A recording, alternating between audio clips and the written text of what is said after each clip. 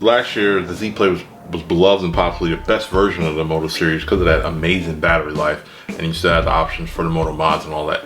So this year they've tweaked some things, so now it's time to figure out and let you know if this is as good as the original one or better, or falls a little short.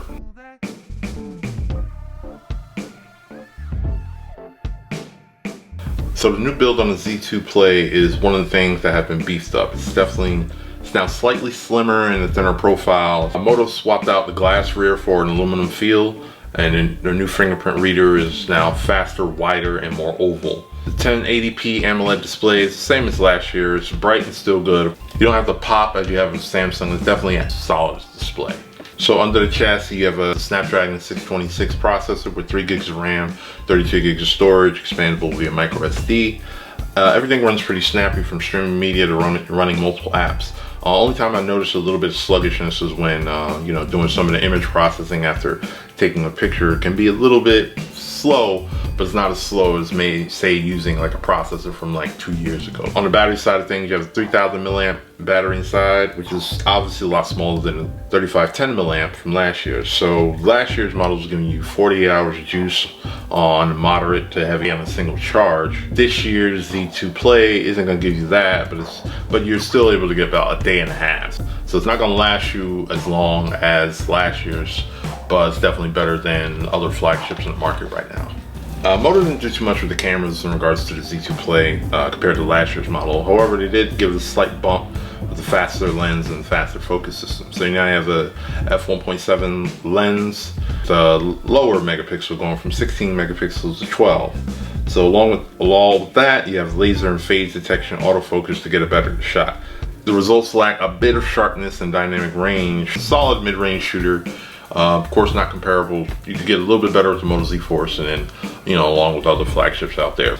I must have said this like countless times. Motorola does not get enough credit for their software enhancements to Android.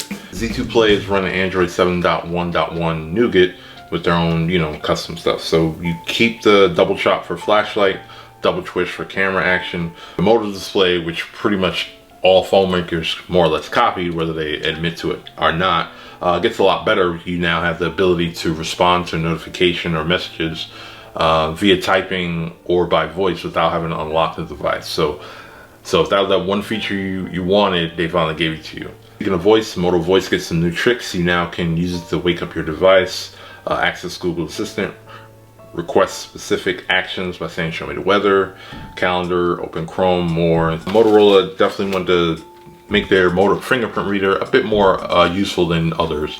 So they added this new feature called one button nav. So new features allow you to swipe from right to left to act as a back button, left to right for recent apps. Some may like it, some may not, but you could always turn it off. So in regards to how does the Z2 Play compare to the last year's model, well, it lost its standout feature, but despite all that, it improved in a lot of other areas. So it's definitely a little give and take. Battery is definitely a huge breakout feature. That's why everybody loved it. But the battery on this is still pretty good. It's still better than most phones, but people want that 2-day battery life, not that day-and-a-half battery life. So the 32 gig model is a great price for the device. When you get into the 64 gig model, now you have a lot more options for that $500 price range to see is this a competitor, or do you just go with OnePlus 5 or something else. As always, thanks for watching. We appreciate you for doing so. You could have been anywhere in the world, but you're here with us, and we always can appreciate that. Take care.